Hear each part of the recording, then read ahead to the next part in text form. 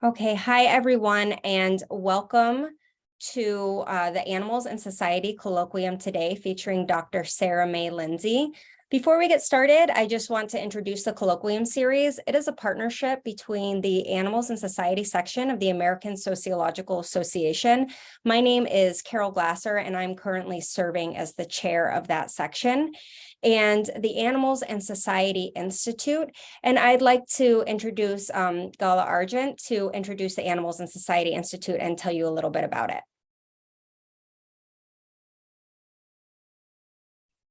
You are muted still. Hello, welcome. The Animals and Society Institute is a think tank that promotes human-animal studies, the field of human-animal studies, and I'm going to put a link in the chat so that you can see what we do. We also, as a function of this colloquium, post the recordings to our website, and I will include that link as well in the chat.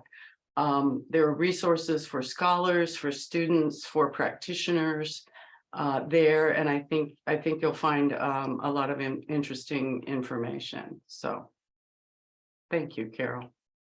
Thank you so much for that. So right now we're aiming to do about one colloquium every month during the academic year.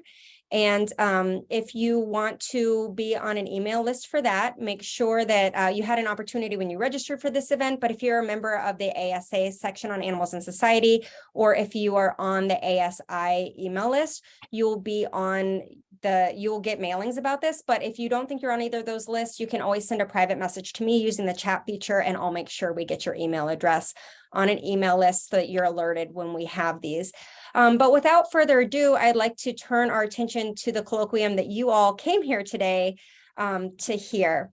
So today's colloquium, Service, Support, or Companion, Intersections of Species, Ability, and Care in Intimate Partner Violence Shelters, is presenting the work of Dr. Sarah May Lindsay. I'm very excited to tell you all that in this past month, Sarah May has moved from being Ms. Sarah May Lindsay to Dr. Sarah May Lindsay, and has successfully defended her dissertation. So we are all very excited about that. So congratulations.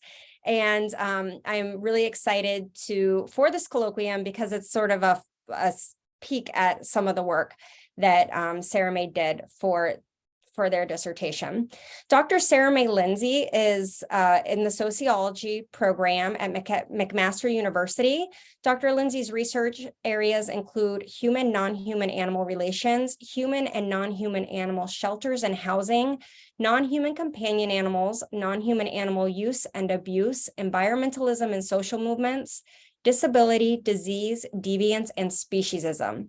She works from the intersectional perspective of critical animal studies and vegan sociology, leveraging progressive pedagogy for social change. Dr. Lindsay's dissertation research surveys companion animal co-sheltering policies and practices at women's emergency shelters in Ontario, Canada. Recent publications include a journal article on the problem of multi-species families in emergency women's shelters and a co-authored introductory chapter on the connectivity of critical animal and critical disability studies. Dr. Lindsay is also co-chair of CSA's Animals and Society Research Cluster, elected counsel and newsletter editor of the ASA's Animals and Society section, assistant editor of the Student Journal of Vegan Sociology, organizing member of the Canadian Violence Link Coalition and biannual conference, and a member of the Animal and Interpersonal Abuse Research Group and the International Association of Vegan Sociologists. So all that together, we know that Dr. Lindsay really knows what she's talking about, and we're going to learn a lot today. Before I hand it over to Dr. Lindsay, I'd like to remind everyone to make sure that you are muted. If you have any questions, you can feel free to put them up in the chat, but the format we're going to use today is to have Dr. Lindsay present her talk, and then for the second half of today's colloquium, we will have a moderated question and answer session where you can either post your questions in the chat or go ahead and raise your hand to ask questions. But for the first portion, we're going to let Sarah May have the floor, or the Zoom as it is here. So with that, I turn it over to you, Dr. Lindsay. Thank you very much, Carol, for that very kind introduction. I'm very, very pleased to be here today. This is one of the first opportunities I'm having to discuss a finding in particular that arose from my research that I wasn't even expecting, or I didn't have on my radar when I began this project. So please do call me Sarah May. I use the pronouns she and her. And at the end of the presentation, I'll provide an email address where you can reach me, because I really want this to be the start of a discussion. So let's make sure there we go. We're on a roll. I would manage to change the screen. I want to make sure that everyone is aware that there are discussions of violence. There aren't images of violence, but there are discussions of violence in this presentation. So if you want to step away, you need to come back to this. It is being recorded, so please do take advantage of that opportunity to step away if you need to, because the topic, even though important, is often very difficult for a lot of people to encounter, including myself. So in this talk today, I really want to start to kind of position why I started to think about non-human animals, and in particular companion animals and violence together. And as sociologists or others who are working in fields that we see the power of categorization. I found this out, and I'll tell you in a moment, when I was very young, that there were binaries in society. I didn't call them binaries, but I knew there were differences, and that these differences were sometimes connected to use or value, and the use or value of one individual or another, I started to understand, was very much tied to human interpretation, of course, to human dominance. Of course, categorization is not something that I completely dismiss in my work. I simply question its use and what it means, because in our super complex world, it would be incredibly difficult to navigate our everyday lives without creating, and we very much do this, some kind of categorization for everything around us. Where I find in this particular presentation, the most, I guess I would say, the most problems are when these categories really come into play for inclusion and exclusion in certain situations. Very much access to social services, which is the type of institution that I'm studying in this presentation. Now, this image on the right, for those who use alternate ways to view items, presentations, I'd like to describe the images as best I can. There is alternate text as well provided. The images of a young girl and a black Labrador dog kind of embracing with a backyard scene behind it. Now, this is myself and a dog that I had the very great joy of living with when I was young. Her name was Marlo. And the reason that I include this here is this is the very instance where that categorization and violence met. This was in 1985, this photo was taken, and not too long after that, there was an unfortunate, terrible incident where I learned that non-human animals are not valued as much by society in many cases, and that punishment for violent acts is not the same at all, as we still to this day know, for acts against non-human animals. So this, I also learned in this very unique instance, which I now really value, for at least in this sense, was that stray animals, they had their own kind of system, the way that our system handled stray animals. This is when I learned about animal shelters and my continued interest in animal shelters, as Marlo was a stray who was originally taken to a shelter by my parents. And then luckily, she was adopted into our family because no one had claimed her. Now, Marlo only lived with us for a few years, because the incident that occurred was that I was at my grandparents' house and I came home and Marlo wasn't there. And I wanted to, where the heck is Marlo? And I was quickly told that this individual in our neighborhood, who I later learned was extremely well known for this type of behavior, yet had never been in trouble for it, He was forbidden from having non-human animals in the home. He was a young adult, a man, and he had thrown what the vet described as a steak laden with enough rat poison to kill a horse over the fence, and Marlowe had consumed it and had died very quickly from this event. Nothing happened to that individual person from my knowledge, other than I tried to confront him and was quickly stopped by my mother and his mother, interestingly enough.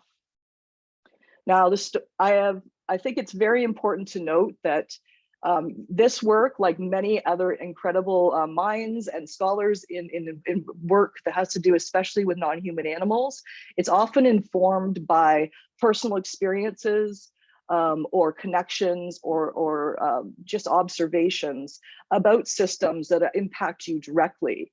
And so while I was, of course, thinking about non-human animals and shelters and companion animals in particular, later on in my life, when I went to leave an abusive relationship, I am a survivor of intimate partner violence, and I think it's very important that I announce that and identify that so that you see my positionality and any, of course, recognize any biases that might be in this work.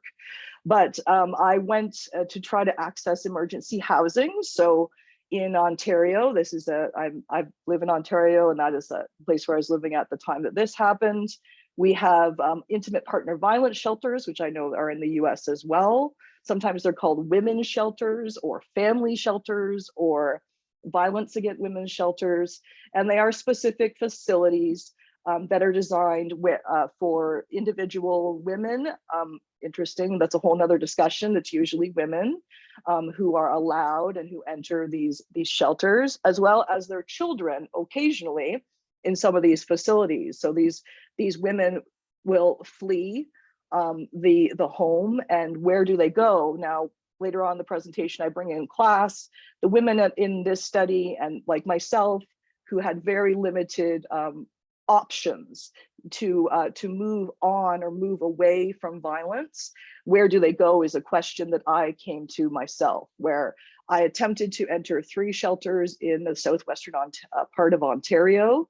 And these are emergency shelters, and I was turned away at each one because I had a cat. And in this photo, there's a young girl, that's my daughter Amber, a couple of years after the incident, and our sweet Silver, who is no longer with us.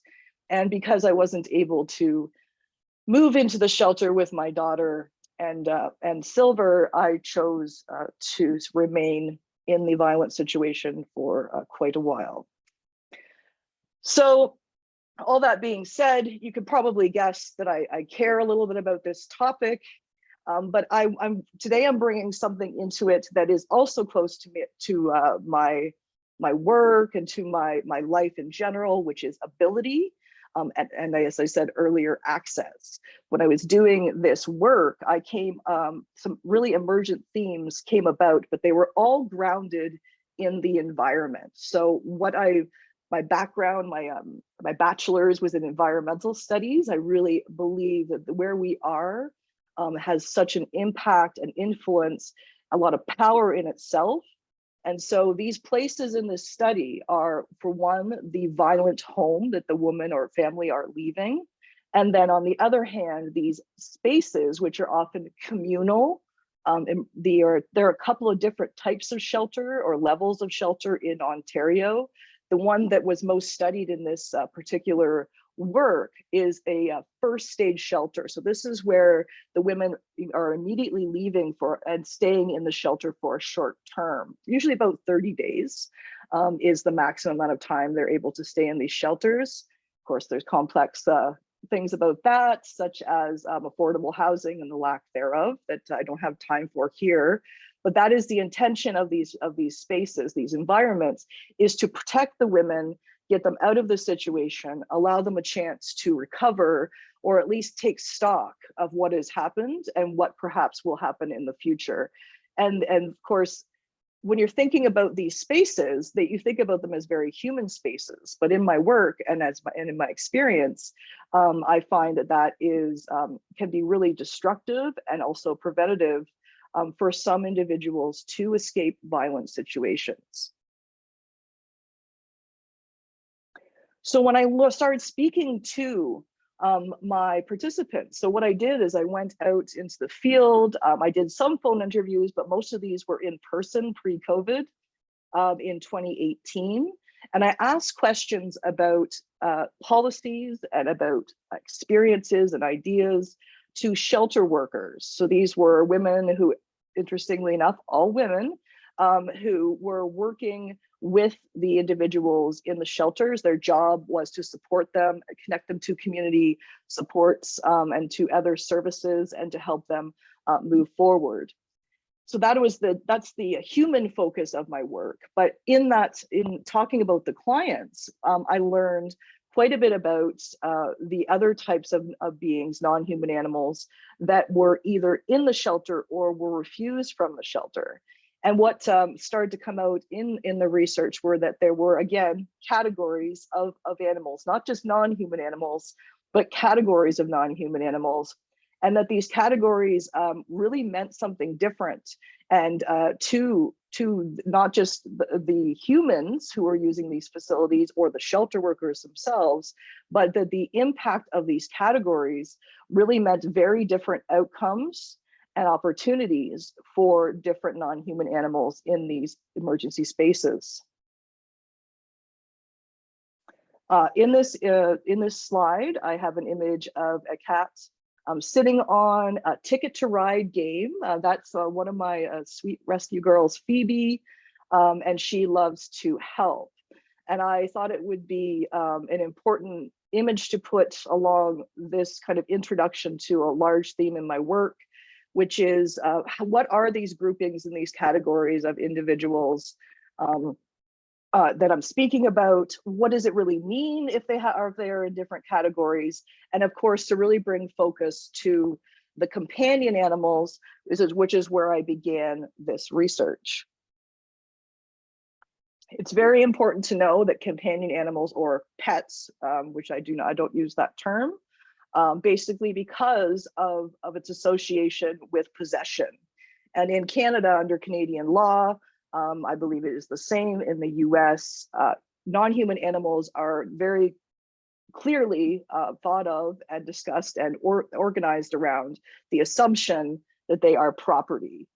So non-human animals are not considered beings under the law. The same as a human being, they are considered human property.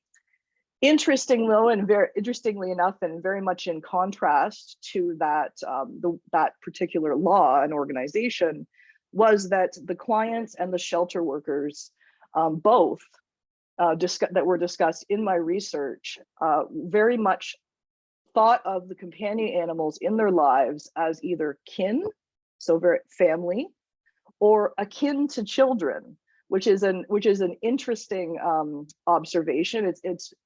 I can see how some individuals would feel that non-human companion animals are akin to children.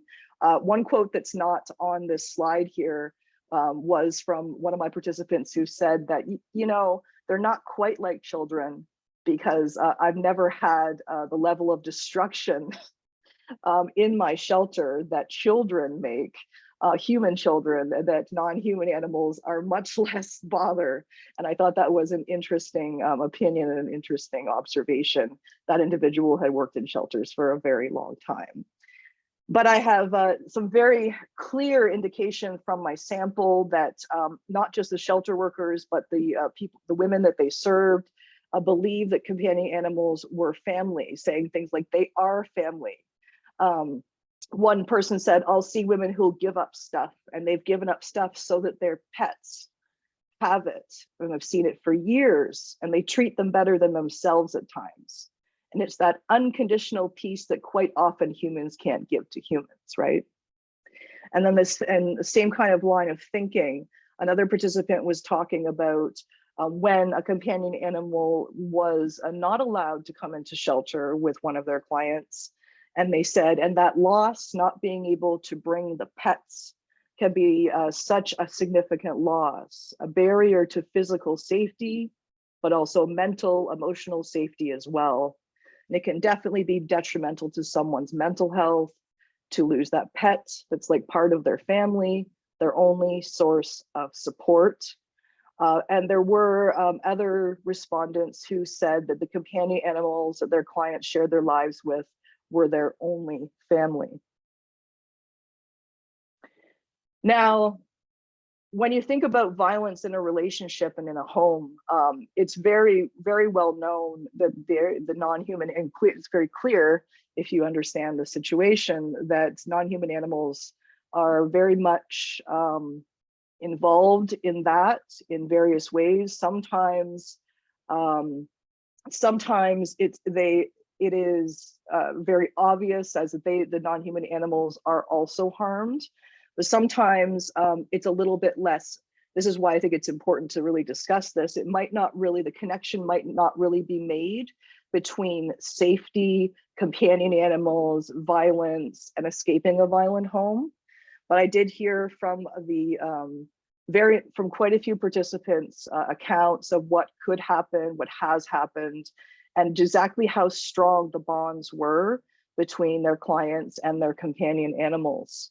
One participant said that when women come to the shelter, you never see them go back to the abuser's home to pick up their toaster, but they'll brave going back to that abuser's home to pick up their animal. Another participant spoke about the significance or the urgency of considering non-human animals in these kind of situations where a woman is living in a violent relationship. She said that this is a life or death situation.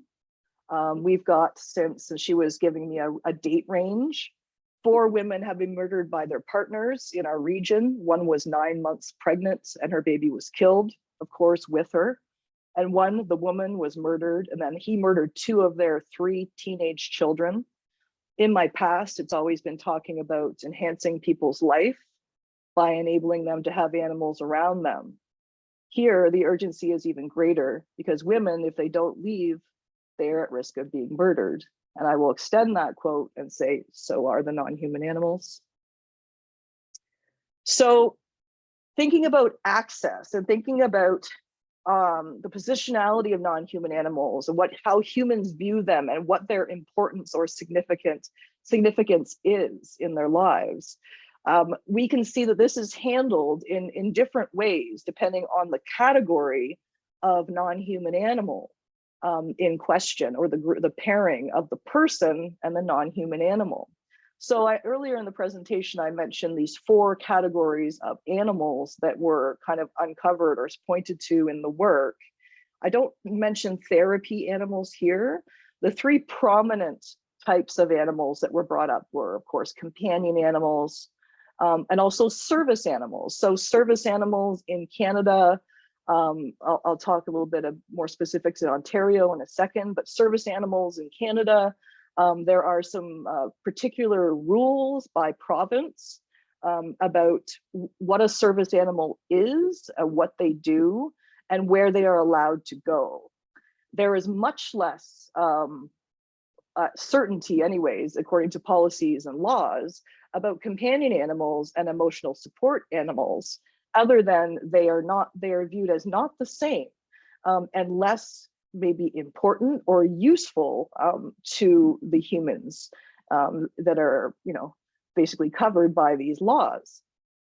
Specifically to Ontario, we have an act called the Accessibility for Ontarians with Disabilities Act.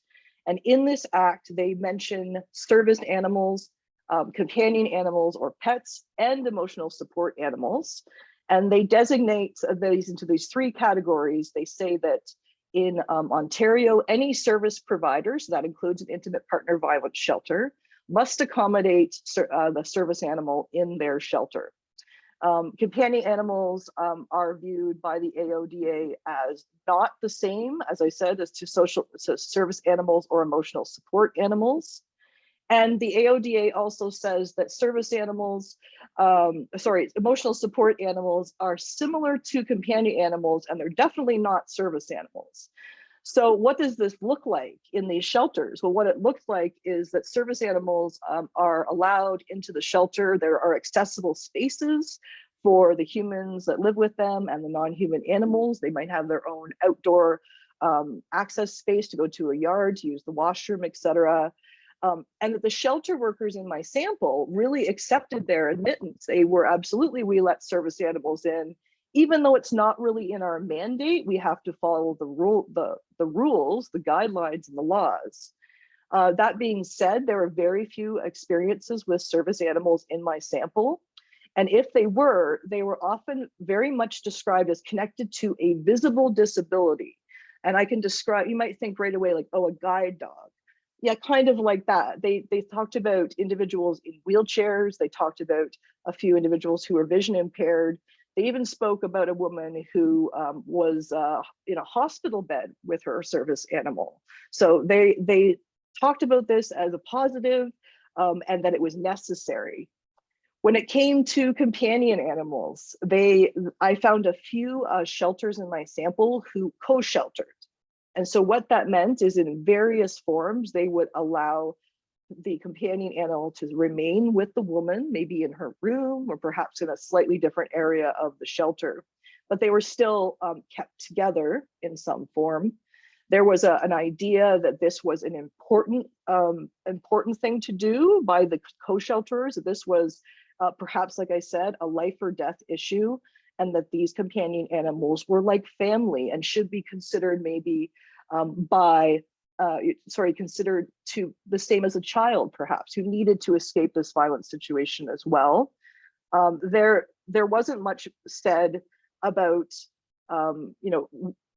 why the people that I spoke to who said, I don't know about if this is really an urgent issue. They were concerned that this was taking the focus off, like co-shelterers were taking the focus off of the human victims. And they would say things like, oh, companion animals, they're important, but, the big but, this is not the place for them.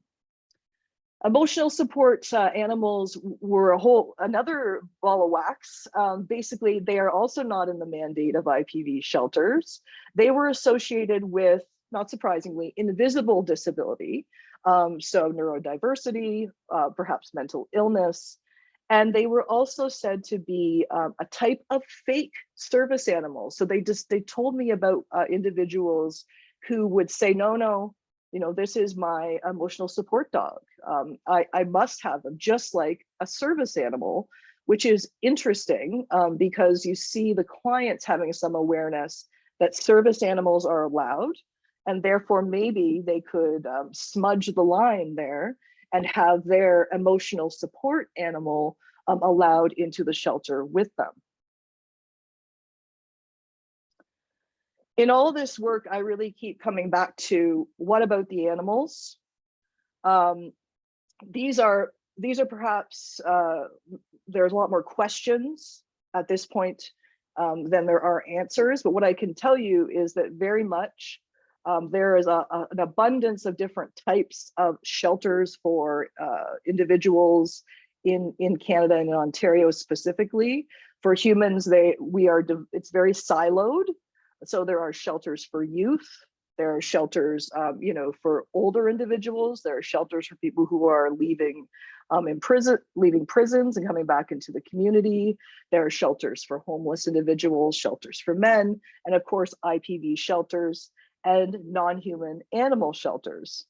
It's very siloed, and even though there might be some, I did find some activity where an IPV shelter and an animal shelter would work together in their community to try to perhaps offer fostering of the non-human animals while the woman is in shelter, or some other kind of alternate arrangement, which is perhaps particularly important when you start to consider the environment and if it is what our responsibility is to the companion animals that are wrapped up in these violent situations, who are often victims themselves.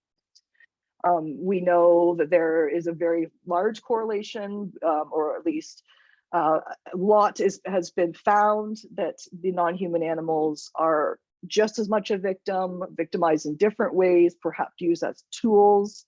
to manipulate women. The partner will threaten or harm the non-human animal, as well as the human, of course. And this is what we refer to as the violence link.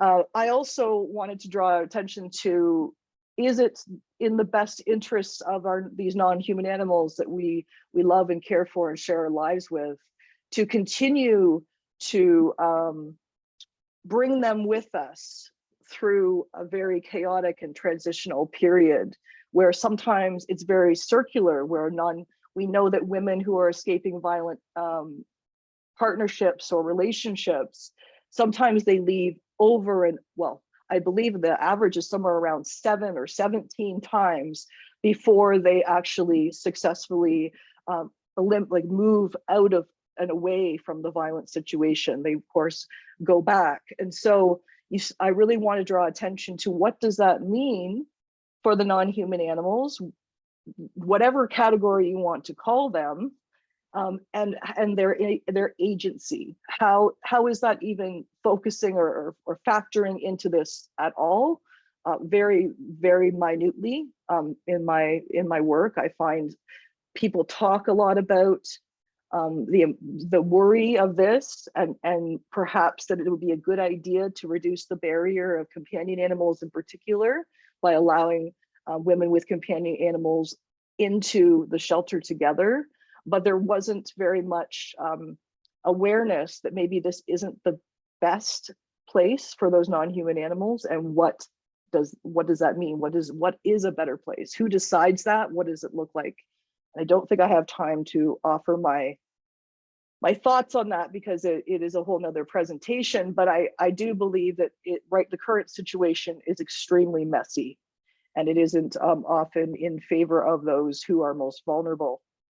I can say that the sociological contributions of this work, I really dealt with a lot of those isms. Absolutely, the survivors were kind of at the intersection of speciesism, gender or sexism, classism. As I said, these individuals are usually have little means to rent an apartment or buy a home on their own. They perhaps don't even have family where they could stay temporarily. And then, of course, I saw this instance of ableism, where certain disabilities were kind of respected and others were cast aside as not nearly as important. And so all of this, what I'm saying today, is really describing an intersectional compounding situation of inequity with a lot of power put into socially constructed categories. I consider homelessness and violence of this nature wicked social problems, meaning that the answers are not often agreed upon, and perhaps the answers are incredibly complex, if there even is one at the current time. I think it's really important to note the impact of systemic policies and practices on individual lives, as I found in myself and in my work. And of course, the ongoing effects of the patriarchy, because without that, perhaps we wouldn't need intimate partner violence shelters. They actually originated in Canada on the ground in the 1970s, kind of at the same time as one of the waves of feminism. And they were brought about by women for women to try to plug the hole, bridge the gap, and address something that was and is still ongoing in our society. So in summary, I want to thank you for listening to this, and to allowing me to share what I have learned so far. I can say that non-human animals' access to IPV shelters is completely dependent on their use value to humans.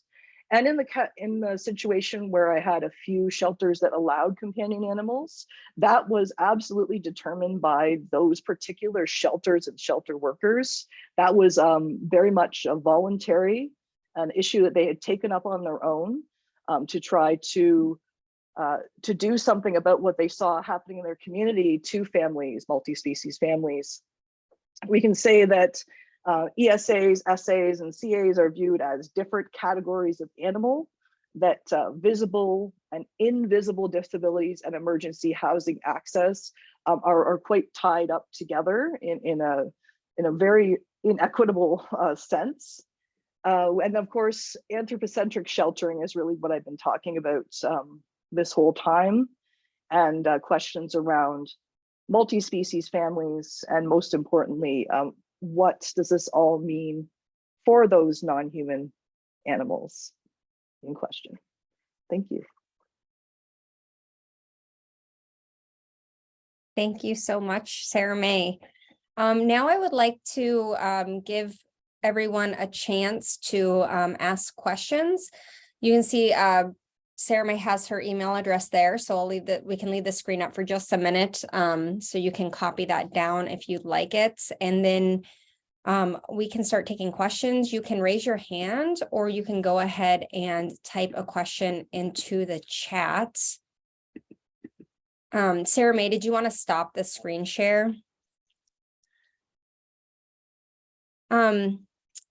And while we wait for a question, I will go ahead and start. I know you said that this is too big of a question to get into in depth, but I just kept really wondering what you think of the shelters you've seen, the solutions that looked viable or appropriate, or at least like they're headed in the right direction for you. And you're muted. Sorry. Yeah, there were 3 types of co-shelters that were, and another model that were interesting. I don't think they're sufficient at all, but I think they're interesting attempts to talk about this and to think about this and to put something into action. So the co-shelters, one of them had an integrated co-shelter where they had managed for quite a few years to keep the non-human animals with the clients within the shelter, and had basically gone about that by making it clear that that was a priority of their particular shelter. So it was very much, like I said, instigated and maintained by those working in the shelter. Having said that, the model seemed to be working well for some. But there's also a whole bunch of other things tied to that, which lead me to my next, I guess, part of the answer is that none of the models that are currently in place, including temporary fostering of non-human animals, really does answer the question or help keep multi-species families together. All of them are temporary measures. So even the co-shelters in my sample,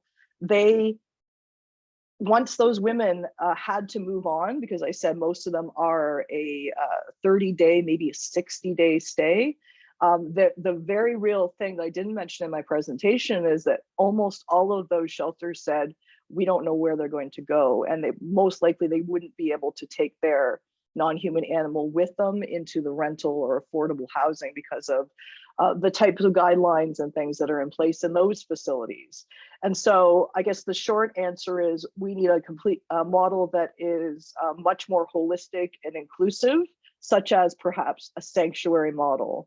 And I can say very shortly that if we consider the incredible amount of funding, effort, training, and brainpower that is currently in place in these very precarious IPV shelters, and move that towards long-term places that don't discriminate or require you to be a certain ability, a certain species, to stay only for a certain amount of time, to be moving because of a certain circumstance, we have a much more promising conversation on our hands.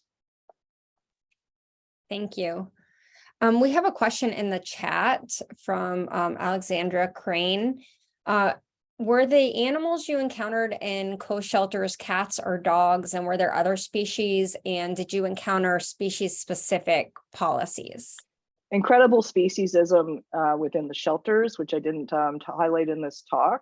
So when I spoke to the shelter workers about the instances where a companion animal might have been in the shelter, they were always cats, very rarely dogs, unless they were small, and other animals. I know some people mentioned rats, lizards, bunnies, There had been some talk, oh, sometimes we let them keep them in their room with them. It would depend on the size. It would depend on our familiarity with them. There was a lot of it would depend on. So absolutely, any kind of positive kind of, I think we might be able to manage would be a few cats at a time, perhaps a couple of small dogs, and maybe little animals if we couldn't really see them, which is basically absolutely speciesism was present and guided a lot of the actions and allowances that I found. Thank you. Does anyone in the audience have a question? If you could use the hand raising feature, because that's the only way I'll notice you. Okay, great. So Ken.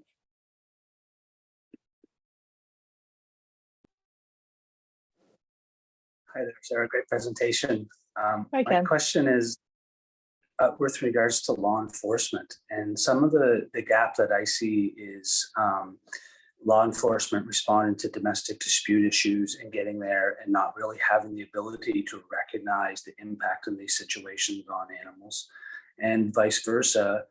Neglect cases or animal cruelty cases where animal protection is coming in and not really having the ability to make the connection to family domestic violence.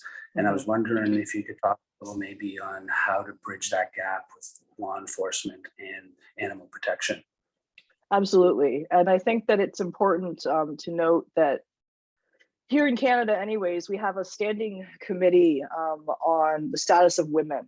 And a recent report, I think it was in June last year, spoke to this sort of directly. Their recommendations were, one, that non-human animals should be considered in instances of domestic or intimate partner violence. And two, more importantly, that those who are dealing directly with those individuals, so shelter workers, healthcare workers, law enforcement, anyone who is in a support role or could encounter these situations, I think exactly, in particular, the police force, people who are perhaps mental crisis intervention workers, anyone who has to, who family caseworkers, they should all be aware. And this is where it gets tricky. Being aware and trained and understanding the connection, the violence link, etc., is wonderful, but what can they do? Right? So I don't have a good answer for that, because right now the shelter system is in such distress in a multitude of ways. There aren't pathways set up to help immediately in those situations where decisions usually have to be made very quickly. Perhaps I know that many of the shelter workers I spoke to described women being brought into the shelter by the police in the back of a cruiser, often bleeding, because they had been removed, they had to be removed from a terrible situation.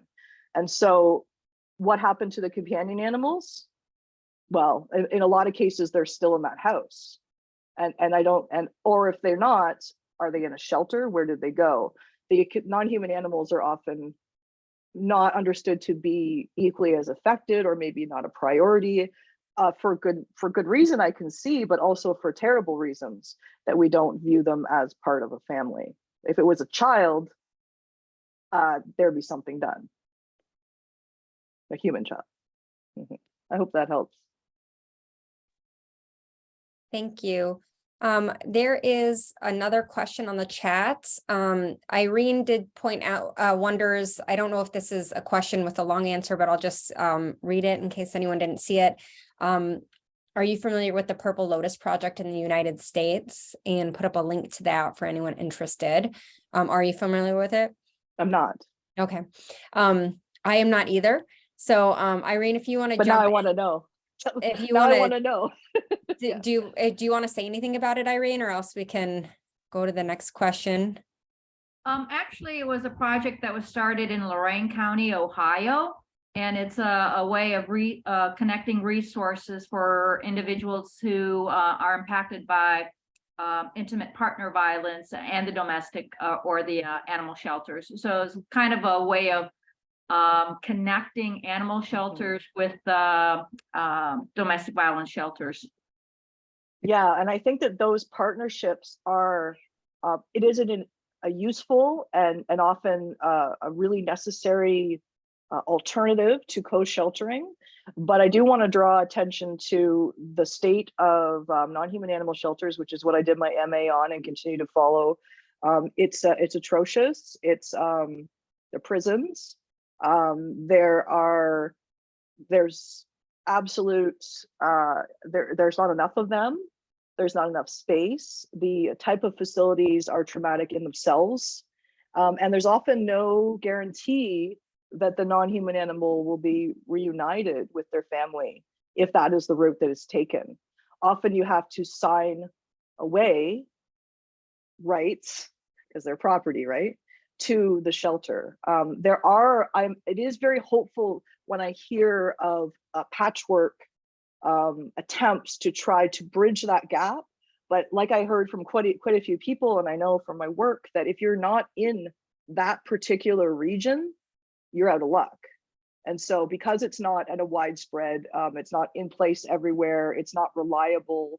A lot of my interviewees would say, well, sometimes we work with animal shelters if we can. They often don't have space, etc. They don't want to be involved in these kind of situations to begin with. They're overwhelmed. And so it comes back to the question of what is the shelter system doing or not doing? How is it doing? And what is the state of it? And it's quite poor.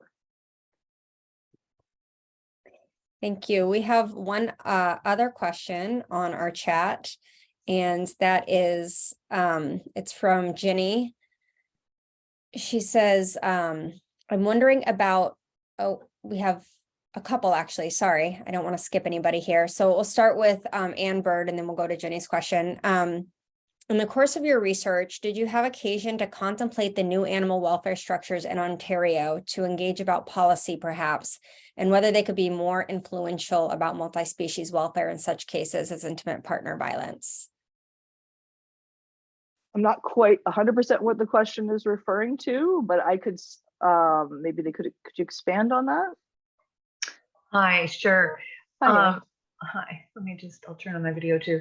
Well, it's interesting. As I listen to you, I think your work is just very compelling, first of all. And I was thinking about how in the last sort of 3 years, I've just recently retired from the Ontario government, and I was in on some parallel universe feelings of, with the prisons and investigation, that sort of stuff.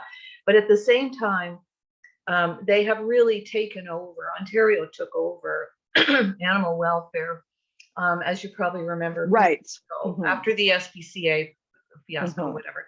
And they've taken, I would say they're taking quite a bit more proactive approach. I kept an eye on it just because it's a big interest of mine too. And I wondered, I guess my feeling is that I think there could be a bit of a space for conversation at that level, in the provincial level, with the right people to contemplate how this multi-species thing could look and could actually work, and maybe be more workable with other sort of public spaces, that publicly supported spaces that are for victims of violence. And I'm not surprised to hear there's a patchwork out there, because it's just not really acknowledged. But I do have a sense that there could be some interest in having some of those conversations. So that's why I thought your work is pretty important. Thank you. And I think that exactly what you're, thank you. I think that it's really important to know exactly what you have brought there, that so animal cruelty, as I kind of gestured to in my presentation, was not viewed as terrible or as punishable or as problematic as any kind of human type violence. And along with that were laws about what happens to individuals who do abuse or kill non-human animals. And, who takes care of that? Like the punishment were, often a little slap on the wrist, a fine. Maybe you can't own companion animals for a while.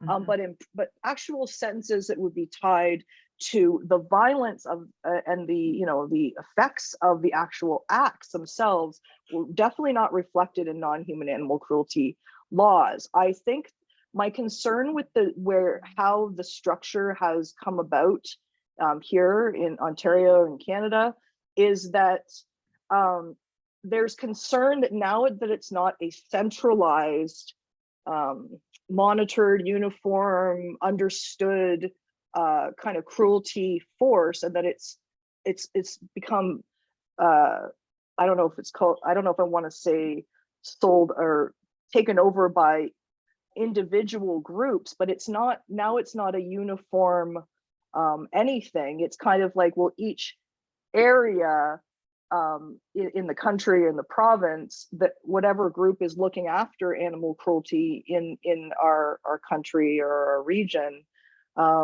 it's a concern that it's become almost contracted out. How do you feel? What are your knowledge? I would say actually I've seen improvement on that very topic. So when I think that was one of the issues when the SPCA and individual humane societies were very deeply involved. So I used to be very involved with Toronto Humane Society, for example, which had a lot more rules and strong feelings than some of the others in the province. But I would say that from province to province, yes, I agree. I'm not even pretending to understand. And I now live in BC, so it's like a whole new world. But it's different there. I know. Yeah, it's different. But I think that you might find that with Ontario, there is a bit more of an overarching and strategic approach to these topics now than there was 3 years ago. So I'd leave it there. But I mean, I'm definitely going to share your work with some people that I'm still in touch with over there on the animal welfare side, for sure. Because I know the people at the very top are people that just genuinely really care about these things. And now I think what they've come to realize is that, we've talked today about a lot of companion animals, the ones that will move around with families, but there's just such a huge list out there of animals in Ontario that have been, are being mistreated in very weird and strange ways. So thank you. And I thank you for clarifying that. I think that any kind of attention and perhaps focus on this can't be bad. And I will share just a quick something I learned and I started to think about more in my work, is that one of the workers described the situation of this woman in her community. She was a rural shelter, so her shelter was, a lot of the shelters around, at least in my province, are in urban areas, but this was a rural shelter. And she spoke about a woman, it was very well known in the community. She was abused year after year by her partner. This shelter workers had gone and tried to reach out to her and asked her to come in. They were very worried for her life. And the woman very clearly said, I'm not leaving because I can't bring my farm animals with me. And I can't bear to think about what will happen if I leave without them. And she just didn't, she never left.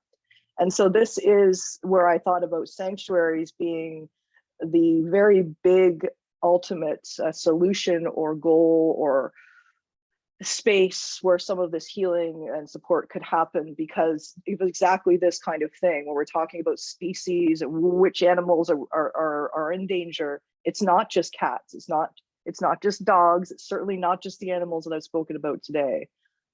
These are any kind of non-human animals that are in the way or conveniently nearby in these situations. So we have 5 minutes, and I'm going to try, maybe we can get to the last two questions in the last 5 minutes. So Jenny has a question in the chat, and Ken has a question as well. Jenny's question is, I'm wondering about speciesism, like quote unquote covering by the shelters. For instance, was size often used as a justification for why certain animals or species were not admitted rather than noting that certain species are not allowed. I wonder if justifications are couched as logistical rather than discriminatory. And if so, that could be a further challenge to social change here. Mhm. Absolutely. And so I heard all different reasons. I heard allergies, I heard fear from the clients or the staff themselves. I've heard inexperience and a worry that the shelter workers would have more work than they could absolutely handle trying to care for non-human animals.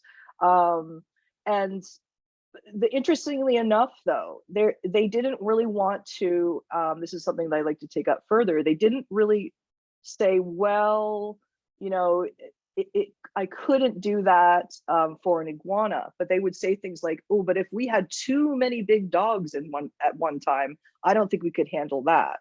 It was more about quantity and sometimes about size. If there was any kind of mention about, well, I don't think we could handle X amount. In the co-shelter, one of the co-shelters in the sample, they had divided the space up. So there was a cat room, a small animal room, and then a larger kennel area for dogs. And so they had, I guess, directly kind of acknowledged the different environmental necessities. But it was limited. It was not a huge space we're talking about. So if, let's say, 50 of their clients all had 5 dogs, right, we have real logistical problems here, and also ethical problems about cramming too many. There's probably there'll be restrictions on how many non-human animals you could actually care for in a given circumstance. Thank you. And Ken? Sure, thanks, Carol.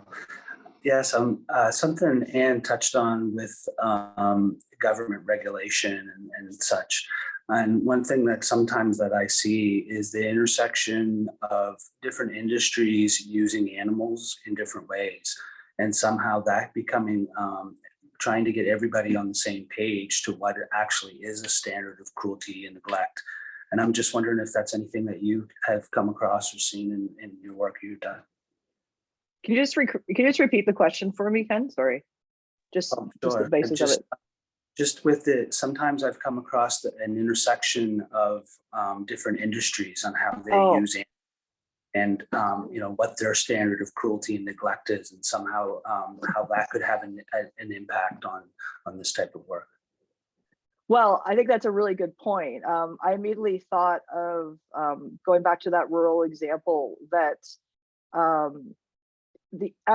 some of the other people that I spoke to and other people I spoke to outside this project, when I broached animal agriculture and the line between that and family, there was maybe more pushback or surprise, or kind of almost like they're very credulous, like, oh, it's such a silly thing to consider, because there was definitely this kind of respect for those animals are used for X purpose, and these animals are used for more intimate, I guess you could say, immediate, ongoing purposes by humans. So very much the use value and is tied to all these incredible and horrific results. And like, I can't even begin to start to talk about animal agriculture and what that means, because I think that it's important, if anything, to note that that there are individuals who view non-human animals who are not perhaps the stereotypical companion animal as equally important as part of their family, and that their use is not for food or clothing or whatever. But we have an awful long way to go, much beyond the already mess that we're in, unfortunately, to try to deal with that very long-standing constructed situation of the binary that I spoke of at the very beginning. I think that's a really important part of this work, and I appreciate you bringing that up. There's a lot more to do. Hope that helped. With that, we are right at 1:30, or 1:30 my time. I don't, it's all different times for all of you. But we are at half past the hour. And so we will close out this colloquium. Hopefully you're on one of our email lists so that we can let you know when we have future talks. Dr. Sarah May Lindsay, I would like to say congratulations again on your very well-deserved degree. And thank you so much for sharing some of that work for us and for all the work that you're doing in this area. And thank you to everyone who is here for taking your time today and all the work that you're doing in the areas that you work in to help non-human animals and perhaps women who are experiencing some of the issues that Sarah May talked about today. I hope everyone has a good day and thank you so much. Thank you.